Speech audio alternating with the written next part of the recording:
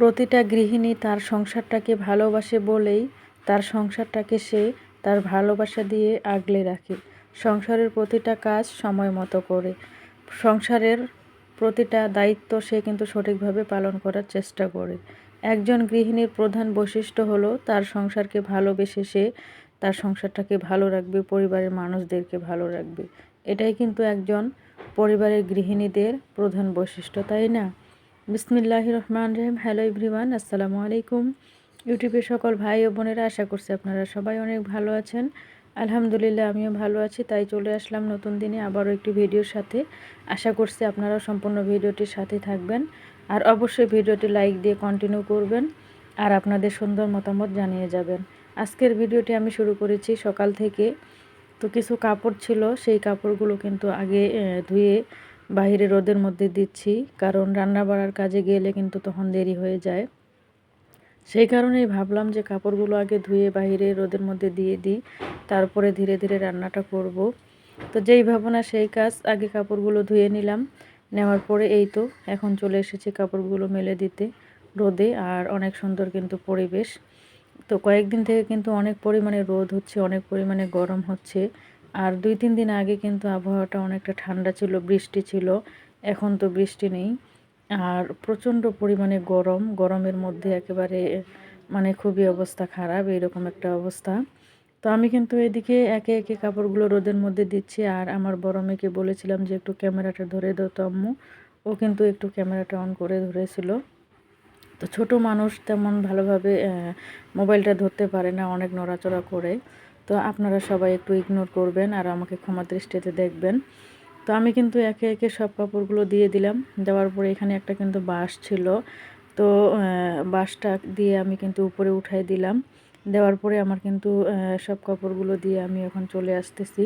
তো তারপরে কিন্তু ক্যামেরাটা আমি হাতে নিলাম, নিয়ে একটু বাহিরের যে আশেপাশের যে দৃশ্যটা সেটা একটু ক্যামেরা বন্দি করলাম। তো আশা করছি আপনাদের কাছে ভালো লাগবে। আসলে এরকম সবুজে ঘেরা গ্রামীণ পরিবেশ, এটা কিন্তু সবার কাছে অনেক ভালো লাগে, তাই না? তো আমরা এখনও খোলামেলা পরিবেশের মধ্যে আছি, এটা কিন্তু আমার কাছে অনেক বেশি ভালো লাগে। দেখতে পাচ্ছেন যে আমাদের গরু, আর পাশেই আছে ছাগল, আবার পাশেই দেখবেন যে অনেকগুলো হাঁস একসাথে। তো মাশাআল্লাহ, সব মিলেই কিন্তু পরিবেশটা অনেক সুন্দর। যেহেতু গ্রামীণ পরিবেশ, পাশে একটা ছোট্ট বিড়ালের বাচ্চাও কিন্তু আমাকে দেখে অনেকটা ভয় পেয়েছে। তো ওকে একটু আমি ক্যামেরাবন্দি করলাম। তো তার পাশেই কিন্তু ছিল ছাগল। তো বিড়ালটাকে আমি আবার একটু দেখিয়েছিলাম, ও কিন্তু ভয়ে দৌড়ে পালাইলো। তারপরে কিন্তু আমি এদিকে ছাগলের বাচ্চা ছিল 2টা, কি সুন্দর। তো ওরা কিন্তু এখানে বসে আছে। তো কাপড়গুলো দিয়ে আসলাম। আসার পরে আমি কিন্তু রান্না করেছিলাম অফ ক্যামেরাতে। তো রান্নাটা কিন্তু আপনাদেরকে দেখাইনি।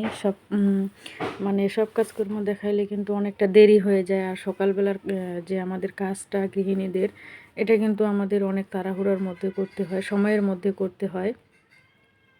আর আমরা যারা গৃহিণীরা আছি, আমরা যদি প্রতিটা কাজ সময় নিয়ে করি, তাহলে কিন্তু প্রতিটা কাজ সময়ের মধ্যেই হয়ে যায়। আমি সবসময় চেষ্টা করি, আমি সকাল থেকে 2টা পর্যন্ত আমার সংসারের যা যাবতীয় কাজ আছে সব কিছু কমপ্লিট করে ফ্রেশ হয়ে নিই। তারপরে দুপুরে কিন্তু নামাজ কালাম পড়ে খাওয়া দাওয়া করে তারপরে আমি একটু আরামাইশ করি। তো আমি অফ ক্যামেরাতে কিন্তু রান্নাবান্না সব কিছু করে নিয়েছি, আমার হাজব্যান্ডও চলে গেছে। আর এখন কিন্তু আমি চলে আসলাম যে থালা বাসনগুলো আছে সেগুলো কিন্তু মাজার জন্য। আর আমার মেয়েকে বারান্দার মধ্যে বসিয়ে দিয়েছি। তো ওকে বললাম যে তুমি একটু ক্যামেরাটা অন করো, আমি একটু থালা বাসনগুলো মাজি, এগুলো একটু শেয়ার করব। তো ও কিন্তু বসে আছে। আর দেখেন এইখানেও কিন্তু ক্যামেরাটা অনেক নড়াচড়া করতেছে। আসলে আমার ফ্যামিলিতে আমি এরকম ওপেনলি ভিডিও করি না, যেহেতু আমার পরিবারটা কিন্তু অনেক, পরিবারের মধ্যে অনেক সদস্য আছে আমাদের। আর জয়েন্ট ফ্যামিলিতে যেহেতু আছি, তো অনেকটা সংকোচ লাগে, লজ্জা লাগে। সেই কারণে কিন্তু আমি সব কিছু শেয়ার করতে পারি না, ইচ্ছা থাকা সত্ত্বেও। তো ইনশাআল্লাহ চেষ্টা করি যতটুকু সম্ভব হয় আমি আপনাদের সাথে শেয়ার করব। আর এখান থেকে আপনারা সবাই আমাকে একটু সাপোর্ট করবেন, একটু ভালোবাসবেন, আমি যেন সামনে ভালো কিছু করতে পারি। আর অবশ্যই চ্যানেলটি সাবস্ক্রাইব করে আমাকে সামনে এগিয়ে যাওয়ার জন্য একটু অনুপ্রেরণা দিবেন। তা আমি কিন্তু থালা বাসনগুলো মেজে এখন একটা একটা করে ধুয়ে নিচ্ছি। তো নিয়ে তারপরে কিন্তু চলে যাব ঘরের কাজের মধ্যে। আমি কিন্তু সকাল থেকে উঠেই আমি স্টেপ বাই স্টেপ আমার যে সংসারের কাজগুলো, সেই কাজগুলো কিন্তু করার চেষ্টা করি। সময় নিয়ে করার চেষ্টা করি। যদি কেউ আমাকে জিজ্ঞাসা করে যে তুমি কয়টার দিকে ঘুম থেকে উঠেছো, কয়টার দিকে খেয়েছো, কি করেছো, কোন কাজটা কোন সময়ে করেছো, আমি কিন্তু সারাদিনের যে রুটিনটা সেটা কিন্তু আমি চোখ বন্ধ করেই বলে দিতে পারবো যে আমি কোন সময়ের মধ্যে কোন কাজটা করেছিলাম। তো আমি কিন্তু আগে থেকেই এইরকম সময়ের কাজ সময়ে করতে অনেক বেশি পছন্দ করি, আর সময়ের সাথে চলতে অনেক বেশি পছন্দ করি। আমার কাছে ভালো লাগে। আসলে একটা মানুষের জীবনে সময়টা কিন্তু অনেক বেশি মূল্যবান। তাই আমাদেরকে কিন্তু সময়টা হেলাফেলা করা কখনোই উচিত নয়। এজন্য সময়ের কাজটা সময়ে আমাদেরকে করা উচিত। তো আমি কিন্তু থালা বাসনগুলো একে একে ধুয়ে নিচ্ছি। তো নেওয়ার পরে আমি এখন চলে যাব ঘরের কাজে। তো ঘরের কাজে চলে আসলাম। আজকে অনেক কাজ আছে, ঘরগুলো গুছাতে হবে, তারপরে ঘরগুলো মুছতে হবে। তো আমি এখন কিন্তু ঘরটাকে ভালোভাবে ঝেড়ে নিব। আর ক্যামেরাটা অন করেছি। আসলে ক্যামেরাটা অন করে কাজ করলে অনেকটা দেরি হয়ে যায়, তারপরেও করার কিছু নেই। এমনিতেই আমি 2 মাস ইউটিউবের মধ্যে অ্যাক্টিভ ছিলাম না। তো ইনশাআল্লাহ এবার শুরু করেছি। মনের মধ্যে এবার টার্গেট করেছি যে আর কখনো মিস করব না। আল্লাহ তাআলা যদি আমাকে ভালো রাখেন, সুস্থ রাখেন, তাহলে আমি অবশ্যই রেগুলার কাজটা করব। আর সবাই আপনারা একটু আমাকে ভালোবাসা দিবেন। আসলে আমি জানি না আপনাদের কাছে কেমন লাগে আমার এই ভিডিওগুলো। খুবই সাদামাটা লাইফস্টাইল, দেখানোর মতো আসলে কিছুই নেই। এখনও নিজের মতো সংসারটাকে গুছিয়ে নিতে পারি নাই। অনেক ইচ্ছা আছে যে আমি আমার সংসারটাকে আমার মনের মতো করে আমি কখন গুছিয়ে নিতে পারবো। জানি না সেই দিনটা পর্যন্ত বেঁচে থাকবো কি না। আপনারা সবাই আমার জন্য দোয়া করবেন। আল্লাহ তাআলা যদি আমাকে ভালো রাখেন, সুস্থ রাখেন, আমি অবশ্যই একদিন আমার গন্তব্যে পৌঁছে যাব ইনশাআল্লাহ। সেই চেষ্টা সবসময় করি। আর আমার সন্তান দুটাকে যেন আমি ভালোভাবে মানুষ করতে পারি। আপনারা সবাই একটু দোয়া করবেন। আমার 2 মেয়েকে যেন আমি ভালোভাবে মানুষ করতে পারি। আর আমার এই ছোট্ট সংসারটাকে আমি অনেক বেশি ভালোবাসি, আর ভালোবাসা দিয়ে সবসময় আগলে রাখি। আমার স্বামী, আমার সন্তান, তারাই আমার সব কিছু। আমি চাই আমার সংসারটা সব সময় এইভাবেই ভালোবাসা দিয়ে যেন আমি ভরিয়ে রাখতে পারি।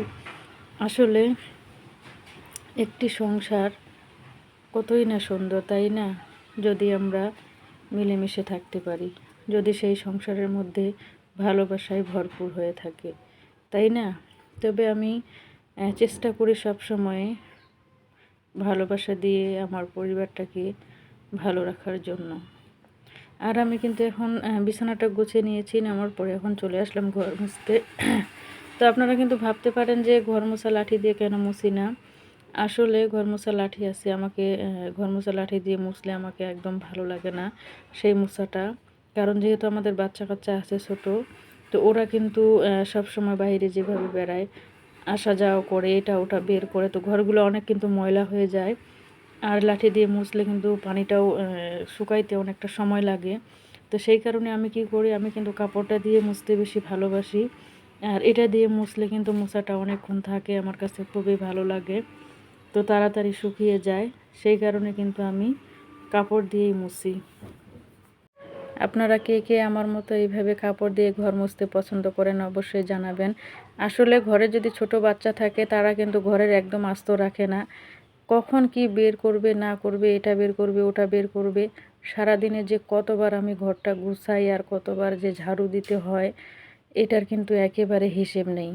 আর বাচ্চা কাচ্চা কিন্তু যখনই ঘর এলোমেলো করে, আমি কিন্তু সাথে সাথে সেটাকে গুছিয়ে রাখি। অনেকে আছে যে বাচ্চা কাচ্চা এলোমেলো করেছে, থাক ও তো আবার একটু পরে করবে। না, আমি এটা একদমই পছন্দ করি না। বাচ্চা বাচ্চা মানুষ, ওরা তো করবেই।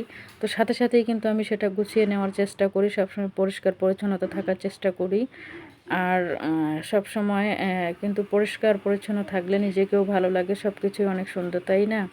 তো আজকে ছোট্ট এই ভিডিওটি তে আপনারা যারা আছেন, আপনাদেরকে অসংখ্য ধন্যবাদ। আর আগের ভিডিওতে যারা কমেন্ট করেছিলেন, আপনাদেরকেও অনেক অনেক ধন্যবাদ জানাই। তো সবাই ভালো থাকবেন, সুস্থ থাকবেন। আজকের মতো বিদায় নিচ্ছি। আল্লাহ হাফেজ।